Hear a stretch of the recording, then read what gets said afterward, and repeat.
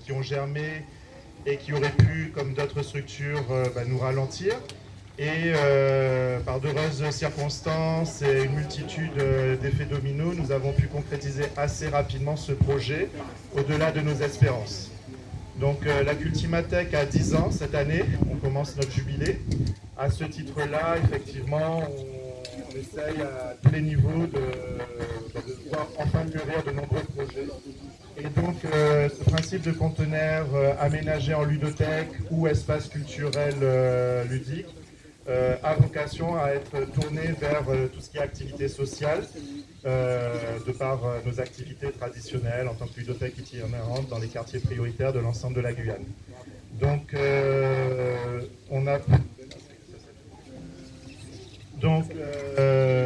vous avez donc les hauts visuels qui sont devant vous, sont mis à l'honneur donc la ville de Cayenne qui est la première commune à accueillir ce projet de conteneur qui a vocation à se déplacer un petit peu partout sur le territoire. Et donc on espère, au-delà du 30 octobre, pouvoir continuer si nos bilans d'activité et autres adhésions du public sur la place des Palmistes fait qu'un bien culturel de ce genre puisse trouver vocation à se développer de manière pérenne, en tout cas sur Cayenne et par la suite dans les quartiers prioritaires. Nous avons aussi un grand merci à faire au niveau de la CAF, qui à travers le dispositif quartier d'été nous a permis justement de mettre en activité l'ensemble des jeunes que vous voyez ici, qui ont été nos petits soldats pour diffuser la culture, pour aider à mettre en place des ateliers pédagogiques et autres dans les quartiers prioritaires, essentiellement sur le territoire de Matoury-Cognola-Mirande, mais aussi sur le territoire de Cayenne, avec maintenant ce conteneur qui va pouvoir accueillir toute la semaine différents jeunes issus d'associations de proximité, telles que les Frères de la Crique, la MAPO, mais qui reste ouvert à tous les publics, sous réserve de place par rapport aux accueils et contraintes liées au Covid. Donc un animateur pour 5, et dans l'absolu, nous sommes en capacité d'accueillir jusqu'à 3 groupes, 5 groupes distincts. Donc après, ça va dépendre au fur et à mesure du nombre de personnes qui vont se présenter à nous. Au niveau des horaires, ça va s'adapter à l'année scolaire qui débute, etc., etc. Nous avons aussi en partenaire historique la préfecture et les services de l'État en général, puisque la Cultimathèque est d'essence politique de la ville. Et donc à ce titre-là, nous avons pu émarger sur l'ensemble des communes dotées de la politique de la ville. Et c'est ce qui jusqu'à présent nous a permis de nous mettre en activité et de remplir notre vocation sociale. Et enfin, la CTG qui effectivement a pu contribuer à sa manière sur un ensemble d'activités. Ces deux conteneurs font partie des premiers éléments de la flotte de conteneurs qu'on va mettre en place. Il y en a un deuxième qui est déjà prêt à se mettre en place sur le territoire de Matoury et 3 autres sont en commande. Et nous espérons que d'ici l'été 2021, nous puissions proposer ces activités à l'ensemble du territoire guyanais, en fonction des affinités, de la bonne réceptivité des différents politiques. Et donc, ces conteneurs sont financés à titre privé par des membres bienfaiteurs de notre association, qui nous aident depuis plus de 10 ans à mettre en place et à projeter, à créer des projets et de les soutenir financièrement le temps que nous puissions être suivis par nos différents partenaires financiers. Et donc c'est à ce titre-là que ces conteneurs ont été mis en place. Et donc nous allons les estampiller sous le label Graine d'Élie, espace culturel et d'éveil à la citoyenneté, en mémoire d'une personne qui est chère à l'une de nos membres bienfaitrices et qui a justement plus son importance à titre général, public, M. Karam pourra en parler, et en particulier à titre personnel, en tant qu'émulateur des personnes, enseignants, qui a pu pousser de nombreux de ses élèves et en faire des personnes de ressources pour la Guyane, en créant cette affinité, cette vocation pour participer au bien commun à l'œuvre collective. Donc, Monsieur Karam, si vous voulez bien nous évoquer votre souvenir de Monsieur Brême, et puis par la suite, ma femme, la membre bienfaitrice, qui se veut discrète.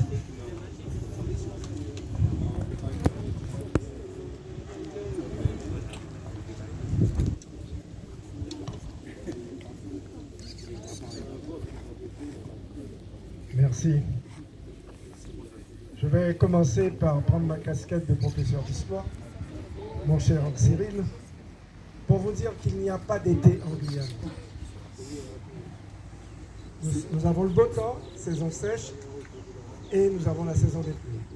Oui, il y a ce qu'on appelle le petit été de mars, toujours mis entre guillemets.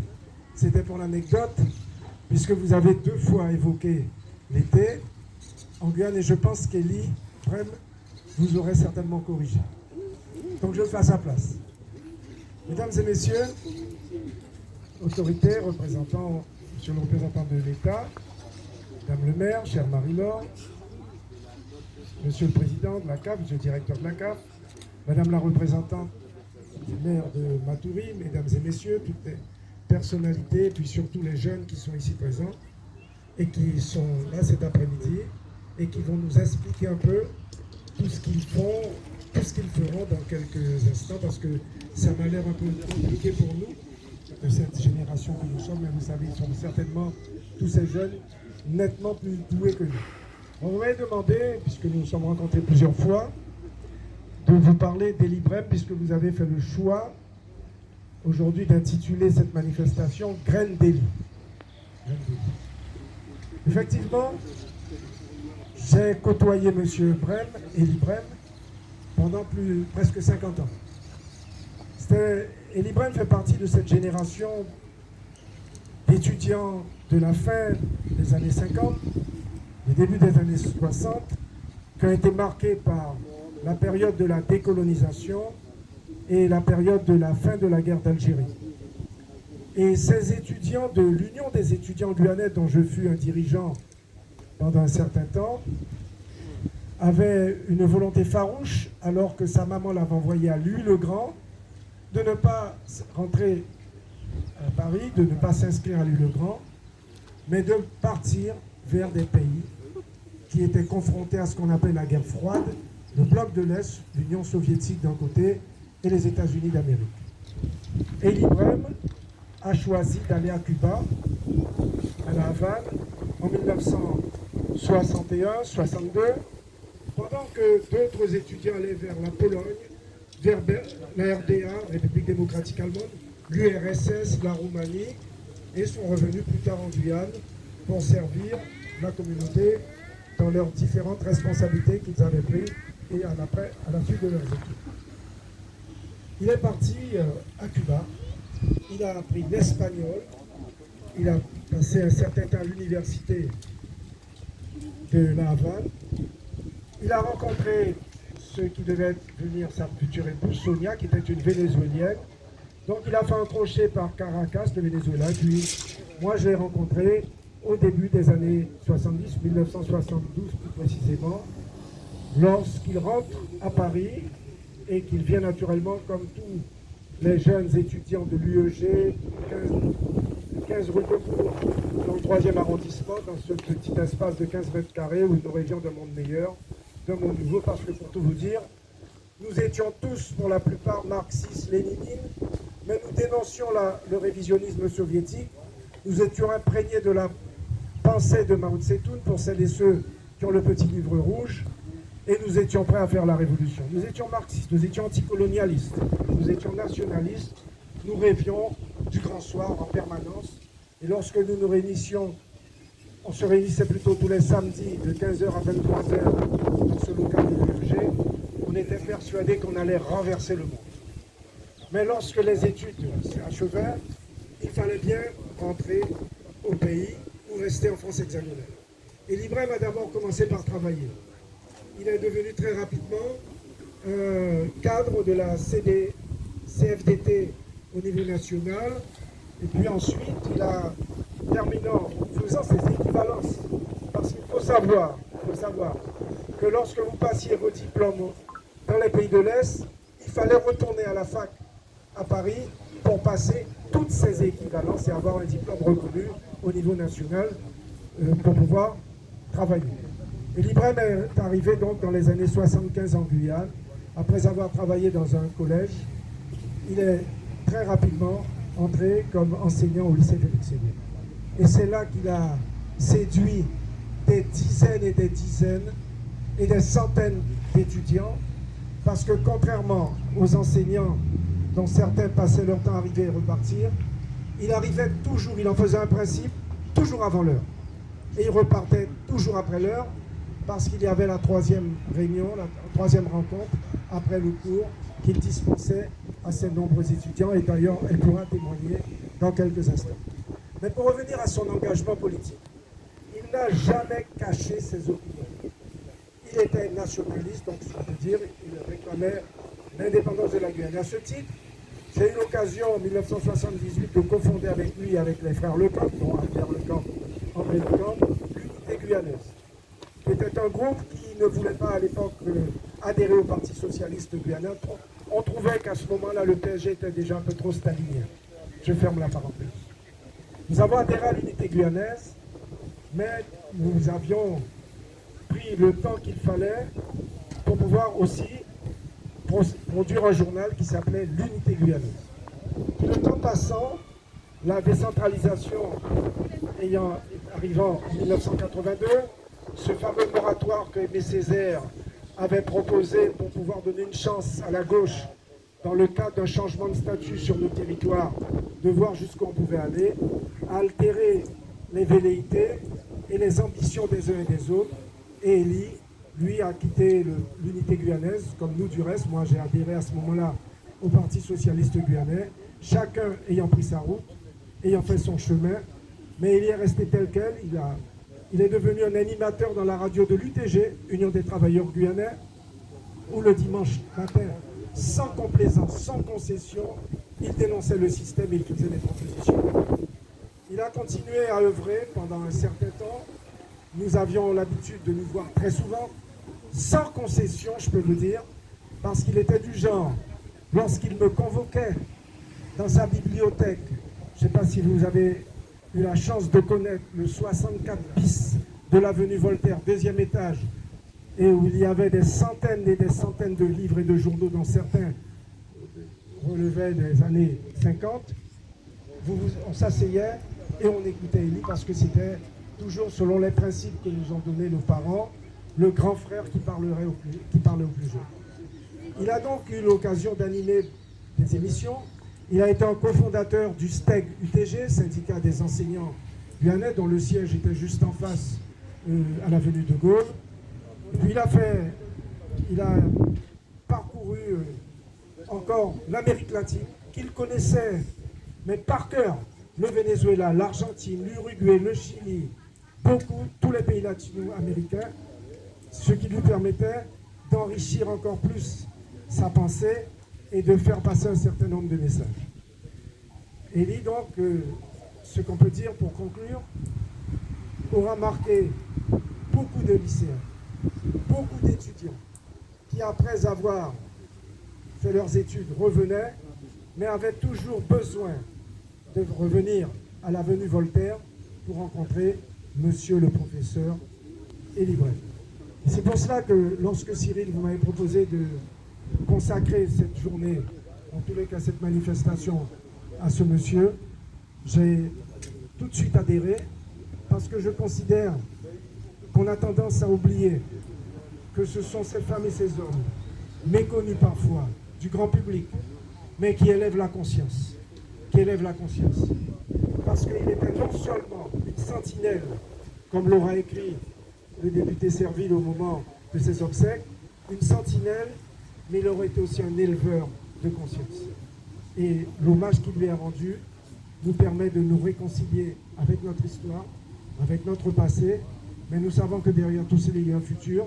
Il appartiendra aux générations nouvelles de continuer à œuvrer pour pouvoir construire un pays qui s'appelle Guyane, qui est en Amérique du Sud, qui fait partie du plateau gay Guyane, 1 700 000 km², parce que je m'amuse à dire, on peut bouleverser l'histoire en quelques secondes, mais la géographie, il faut des millions d'années pour la transformer. C'est cela que je voulais vous dire aujourd'hui, mesdames et messieurs, au nom des Librel. Merci d'avoir pu venir cet après-midi pour rendre cet hommage dans le cadre de la grande manifestation que vous organisez.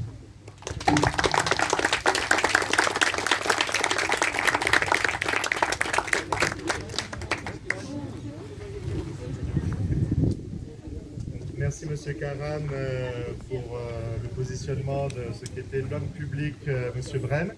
Et donc j'en appelle ma très chère femme, le docteur Kiwazang, membre bienfaitrice et qui se veut particulièrement discrète. Sans elle, je n'aurais pas été kidnappé pour venir en Guyane. Non, bien entendu, la Cultimatec n'aurait pas existé. Et de par nos relations communes, elle a aidé de très nombreuses fois la Cultimatec à passer de très mauvaises passes. Et donc c'est à ce titre-là que j'ai tenu à mettre en place cet hommage, puisque, comme elle pourra vous le dire, M. Brem a une très grande importance dans sa vie personnelle.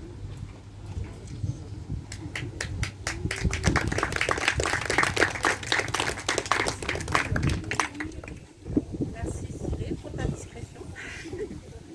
Je vous remercie de m'accorder cet instant pour, pour rendre hommage à un professeur qui m'est très cher, M. Elie Brem. En tant qu'enseignant, et aussi en tant que, comme disait M. Karam, pour moi, en tant que révélateur d'esprit. Donc, moi, je parle de ma partie, moi, je l'ai connue en tant qu'enseignant. Les cours de M. Brem, en fait, c'était pas que de l'espagnol, donc c'était aussi beaucoup de culture générale et aussi de l'éveil à la citoyenneté, comme on a pu voir sur les affiches.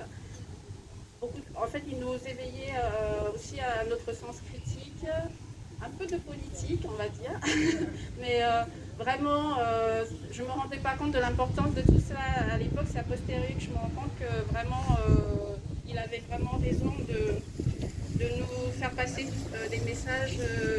Par exemple, il m'a toujours dit, ne sois pas un médecin inculte, intéresse-toi à ce qui t'entoure, à l'actualité, etc.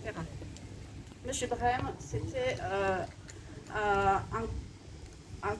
pour moi, il avait un grand amour pour la Guyane et aussi une grande passion pour son métier d'enseignant, pour l'enseignement.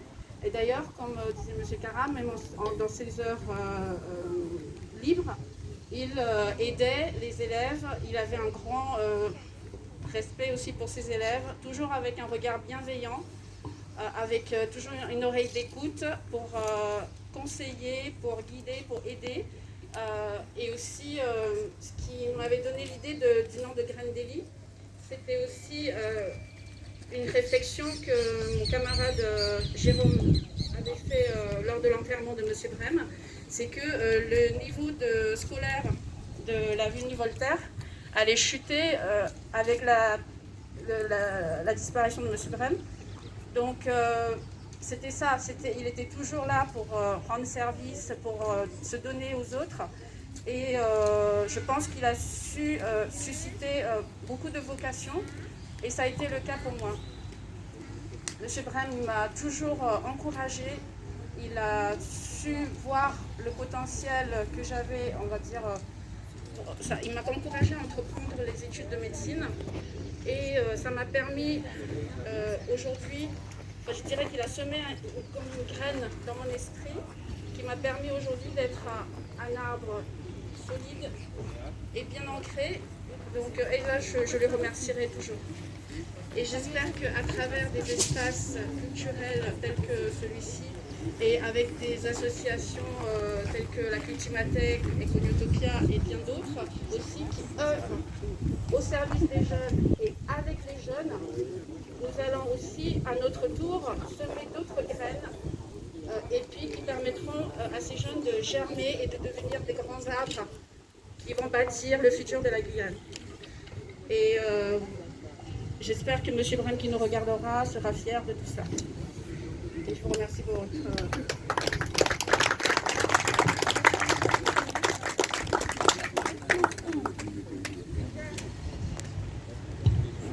Nous allons fermer donc la parenthèse sur Graine d'Élie, qui, comme vous l'avez compris, va nous permettre de déployer, en plus de l'appui de nos différents partenaires, les municipalités, la CAF, la préfecture, les services de l'État, la CTG, un ensemble de choses. La Cultimatec a 10 ans. Il y a un peu plus de 8 ans, nous avions donc des services civiques qui nous ont rejoints petit à petit, qui m'ont permis de développer mon projet. Puisqu'initialement, il y a 10 ans, j'ai commencé avec les podiums de la ville de Cayenne où gratuitement j'avais proposé à la municipalité, au DSRU, de leur démonter le projet associatif de l'association. J'étais seul avec 2 valises remplies de jeux et puis bon, on a fait fructifier tout ça. Et donc il y a 8 ans, parmi nos premiers services civiques, un certain jeune homme étudiant, monsieur Steph Stilian, donc, nous a rejoints et a participé à de multiples réflexions. Et donc il va vous faire part de un petit peu les choses telles qu'elles étaient prévues, telles qu'elles se sont déroulées. Et je tiens à remercier Steph, puisque en 2017, dans une très mauvaise phase de l'association, lui et d'autres sont venus à mon aide pour maintenir, soutenir et surtout me motiver pour continuer. Steph Stilian. Mesdames et messieurs, bonjour. Madame la maire, les représentants des services de l'État, les collègues élus, mesdames et messieurs, surtout les bénévoles. Je n'ai pas de mots assez grands, assez forts pour vous témoigner de notre reconnaissance. Notre reconnaissance à Cyril et à moi et à toutes les personnes qui bossent au jour le jour pour faire fonctionner cette association. Et j'ai un mot particulièrement chaleureux pour ces jeunes qui nous ont rejoints il n'y a pas si longtemps que ça. Là, la Coutimatec, Gislain, toute l'équipe de Communauté qui nous accompagne encore aujourd'hui et qui a permis de faire cette brigade citoyenne qui a tourné sur toutes les vacances passées, et encore plus en cette période de Covid-19. Alors oui, j'ai rejoint la Coutimatec en tant que service civique il y a maintenant 8 ans. C'était une petite façon de gagner son pain, enfin, quand on est étudiant, vous savez les difficultés qu'on peut avoir.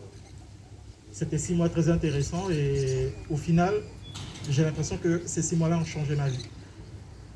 Car à ce moment-là, je ne savais pas trop ce que je voulais faire de ma vie. J'étais à l'école, puisqu'il faut être à l'école pour avoir un diplôme. Donc ça continuait, mais je ne savais pas quel métier je voulais faire. Et en ayant mis le pied à l'étrier dans ce monde-là, de l'éducation, du jeu, j'ai compris que j'avais envie de devenir enseignant. Aujourd'hui, ça fait 4 ans que je suis enseignant. Et ce métier-là, je n'aurais peut-être jamais découvert que je l'aimais si je n'avais pas fait ce service civique. 8 ans d'histoire que j'espère pouvoir poursuivre encore pendant de longues années. Et j'espère que tous les partenaires présents ici continueront à nous suivre sur nos actions. Car il est inutile de vouloir démontrer encore une fois l'utilité de nos actions. Et c'est une grande chance que nous avons encore de pouvoir produire quelque chose pour cette jeunesse-là qui nous attend et qui a besoin de nous. Donc, je ne vais pas rester plus longuement à déblatérer. Il fait chaud et il y a encore pas mal de personnes qui doivent passer au micro. Et donc, je tiens encore une fois à vous remercier.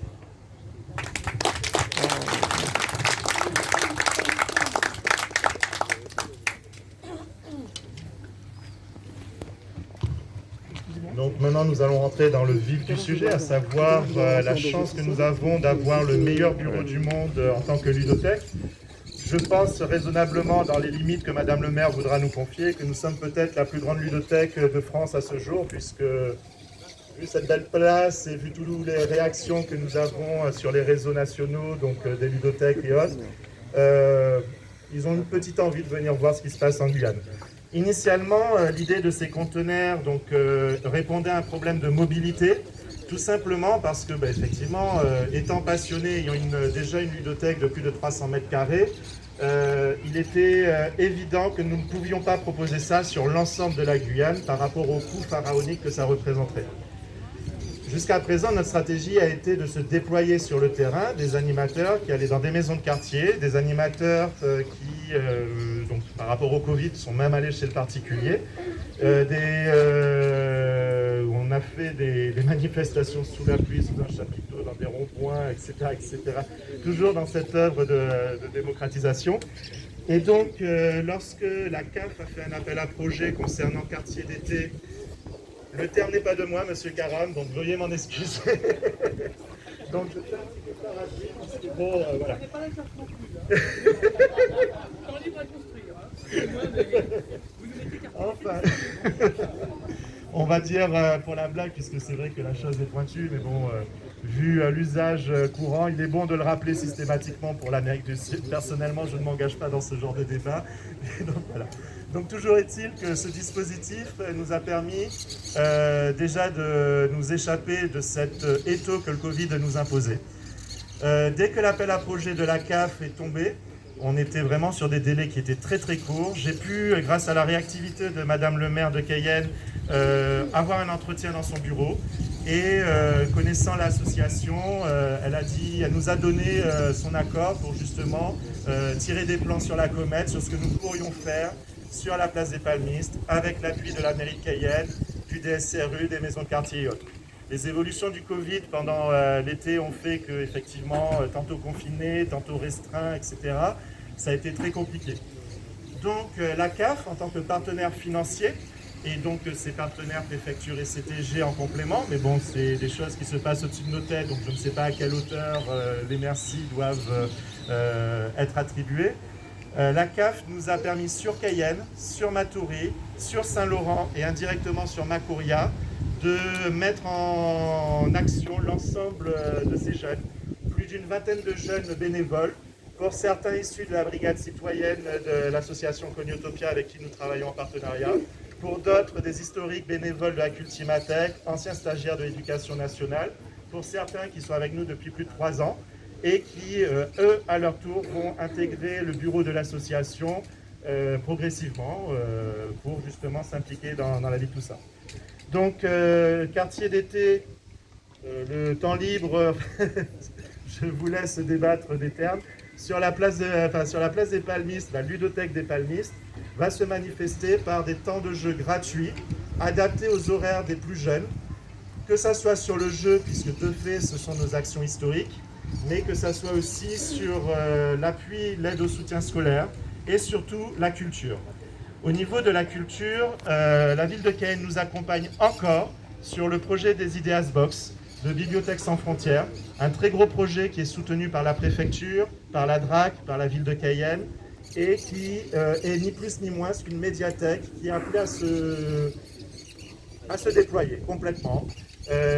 L'Ideas Box et la Cultimatech, c'est 3 ans d'approche, puisque initialement nous étions intéressés pour le développer en Guyane. Ça s'est fait sans nous. Et de fil en aiguille, le projet est revenu vers nous et on a pu le porter avec la ville de Cayenne. Et nous serons donc opérateurs de terrain sur les Ideas Box. Au-delà de ça, en tant qu'acteurs culturels et opérateurs reconnus, nous avons créé un collectif avec donc des entrepreneurs, des associations, pour justement promouvoir de manière proactive la culture au sein des quartiers, la démocratisation ludique et numérique, et donc culturelle maintenant, que ça soit sur le plan culturel, c'est-à-dire être des passeurs, apporter ces éléments à différents groupes culturels, groupes géographiques qui n'y ont pas nécessairement accès ou qui n'ont pas connaissance de la richesse de tout ça, et économique, puisque hélas ça a un coût. Et c'est à ce titre-là que la Cultimatech, la ludothèque Passe-Temps, la librairie Jeux Amazonienne vont en tant que grands frères soutenir cette initiative et entretenir un fonds culturel qui sera dispatché sur l'ensemble des conteneurs, l'ensemble de nos actions associatives pour justement déployer au maximum tous ces éléments. La Cultimatech, c'est 2500 jeux de société, tous différents. C'est plus de 3000 mangas. C'est un matériel vidéoludique assez conséquent puisque nous faisons de la compétition de jeux vidéo de haut niveau. Maintenant, la Cultimatech va être un acteur culturel important sur le support livre grâce à ses partenaires privés. Et donc, voilà. Donc, demain, vous avez donc la ludothèque des Palmistes au moins jusqu'au 30 octobre et plus si affinité, ainsi qu'une flotte de 7 à 8 conteneurs qui vont rejoindre progressivement des établissements scolaires. Donc là, M. Chalonneux pour l'école Sainte-Thérèse, où nous avons un projet intramuraux pour déployer et présenter les choses, mais surtout qui vont nous permettre, en tant qu'investisseurs principaux, d'essayer de financer tout ça en dehors du social, afin que sur les vacances en général, ça puisse aller dans les quartiers, proposer la gratuité auprès de tous les publics. Et donc voilà. Donc Madame le maire, vous avez eu la bonté de nous ouvrir vos bras. Je tiens à préciser aussi que vous êtes une élue qui est très très réactive, puisque l'essentiel de vos échanges se font sur Facebook. Mais en tout cas, je vous remercie, puisque beaucoup d'élus de proximité n'ont pas votre réactivité et ne manifestent pas nécessairement, tel que vous, l'intérêt pour notre association. Madame le maire.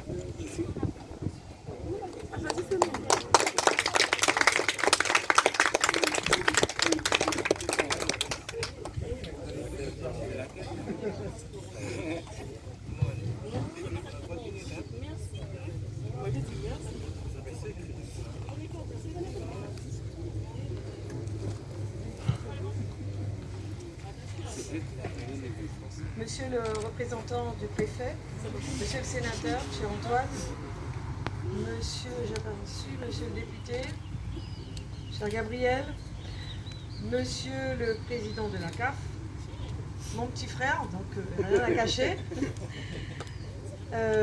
mesdames, messieurs, chers collègues et chers enfants, et puis bien sûr monsieur le président de la Cultimatech et mesdames, messieurs les membres de l'association.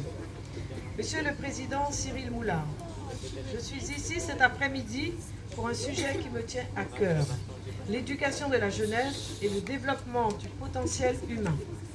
Travailler sur l'intellect à l'adresse des jeunes, c'est leur ouvrir la porte de l'équilibre et de l'épanouissement.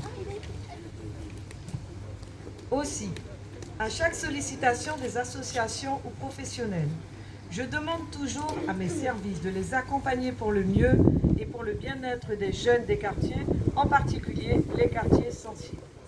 J'encourage également les services municipaux, à chaque entame de projet dans ce sens, à toujours agir, à innover avec des outils tels que les bibliothèques en libre service, le Mediabus, le Ludobus, et vous avez parlé tout à l'heure des Idea Box, donc c'est une bibli en bulle à venir, lire en accroche, hors les murs ou dans les écoles, ainsi que toutes les autres initiatives autour, par exemple, de la fresque en liberté qui aura lieu à Montlucas avec des jeunes et des associations du quartier.